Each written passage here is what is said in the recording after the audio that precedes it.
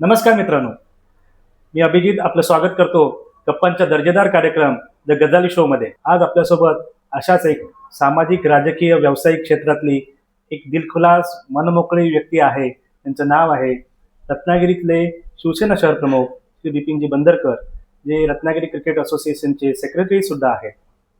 बिपिनजी, आपलं मनपूर्वक स्वागत. नमस्कार. गेल्या काही वर्षभरात आपल्याला एक जाणवून आलं असेल की रत्नागिरी शहरामध्ये खूप आमूलाग्र बदल झालेले आहे. रत्नागिरी शहर हे एकदम नवीन, कोरं, चकचकीत आणि सुशोभित असं दिसायला लागलं आहे. शहर सुशोभीकरण करताना तुमची ही आवड तुमच्या मनात कशी आली किंवा ह्याची सुरुवात कशी झाली?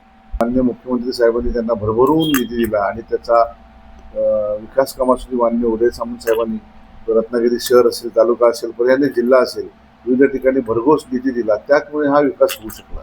अतिशय चांगल्या प्रकारचं काम पालकमंत्री या नात्याने माननीय उदयजी सामंत साहेब यांनी केलेलं आहे. रत्नागिरी शहराच्या प्रवेशद्वाराला नानसूर भक्तिभूषण भाऊजी कीर यांचं प्रवेशद्वार त्यांनी तिथून रत्नागिरीत सुरुवात होते. सर, सगळ्या महाराष्ट्रासाठी आकर्षणाचा विषय राहिलेल्या शिवसृष्टीबद्दल तुम्ही काय सांगा, जे सगळ्यात जास्त कुतूहलाचा, आकर्षणाचा आणि पर्यटकांसाठी एक अविस्मरणीय असा अनुभव आता सिद्ध होतो? शिवसृष्टीची संकल्पना ही मान्य नामदार उदयजी सामंत साहेब यांचीच आहे. समुद्राच्या बाजूला एक साईडला रत्नदुर्ग किल्ला आणि दुसऱ्या साईडला भव्य अशी शिवाजी महाराज, छत्रपती शिवाजी महाराजांची उभारलेली मूर्ती आणि त्याच्या बाजूला विविध शिलेदारांची त्यांच्या पुतळे उभे केलेले आहेत आणि संपूर्ण शिवसृष्टी उभारले. महाराष्ट्रातून नाही तर देशभरातून संपूर्ण ही शिवसृष्टी बघण्यासाठी मोठ्या प्रमाणावर पर्यटक रत्नागिरीमध्ये यायला लागलेले आहेत. थिबा राजवाड्याचं रुपडं पालटून तिथे लेझर शो, ऑलरेडी थिबा पॉइंट इथे छत्रपती संभाजी महाराजांची एक खूप मोठी प्रतिमा आहे, तिथे एक छान गार्डन आहेच. त्याचबरोबर थिबा पॅलेसला सुद्धा लेझर शो देऊन तुम्ही एक त्याला वेगळं आकर्षणाचं केंद्र ठरवलं. त्या लेझर शो मागचं तुमची संकल्पना कशी होती? ही सुद्धा संकल्पना माननीय नामदार उदयजी सामंत साहेब यांचीच आहे.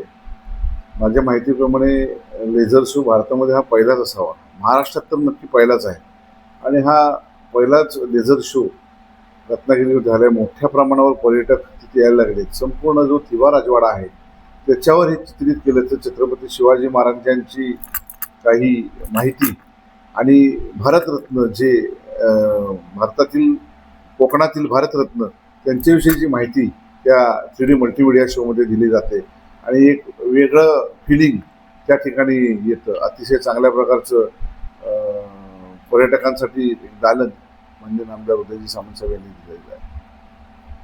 निश्चितपणाने पहिल्यांदा जेव्हा सामंत साहेबांनी संकल्पना आणली तेव्हा नक्की आमच्या लक्षात आलं होतं की भविष्याच्या 1-2 वर्षानंतर रत्नागिरीमध्ये खूप कायापालट होईल आणि अतिशय चांगली सुंदर रत्नागिरी होईल.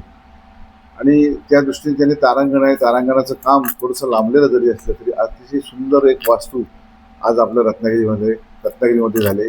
मुंबईनंतर कोकणामध्ये ते तारांगण पहिलंच आहे. त्या तारांगण एवढं सुंदर केलेलं आहे की मुंबईपेक्षाही अधिक चांगलं तारांगण आपल्याकडे आले. स्पेसमधले ज्या काही गोष्टी आहेत त्या तिथे दाखवल्या जातात. एक ॲनिमेशन प्रोग्राम दाखवला जातो.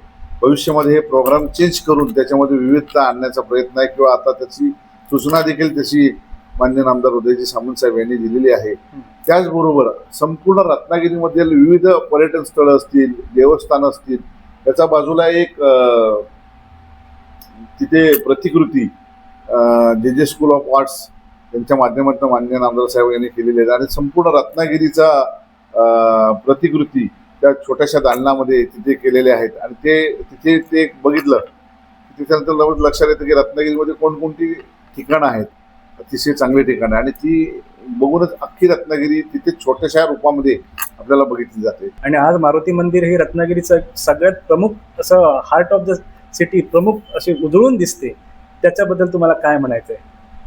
ते देखील एक छोट्या प्रमाणामध्ये छत्रपती शिवाजी महाराजांच्या पुतळ्याच्या बाजूला एक छोटीशी शिवसृष्टी, त्याचे मावळे अशी छोटीशी त्या मारुती मंदिरच्या सर्कलमध्ये उभी करण्यात आले. जे स्कूल ऑफ आर्ट्स यांच्या माध्यमातून माननीय नामदार उदयजी सामंत साहेब यांनी त्यांना सूचना दिल्या आणि त्याप्रमाणे त्याची प्रतिकृती करण्यात. एक रत्नागिरीमध्ये एंट्री केल्यानंतर मध्यभागी हे छत्रपती शिवाजी महाराजांच्या बरोबर आजूबाजूला त्यांचे मावळे आणि अशी शिवसृष्टी छोटीशी ही तिथे दाखवली गेली, अतिशय छान केलेली आहे.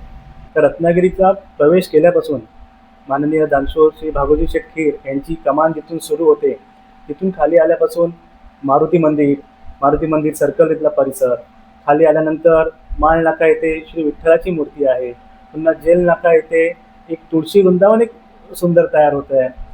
तिथून खाली आल्यानंतर शिवसृष्टी जी रत्नदुर्ग किल्ला जो आहे तिथे एक अद्वितीय असा अनुभव तुम्हाला पाहायला मिळेल.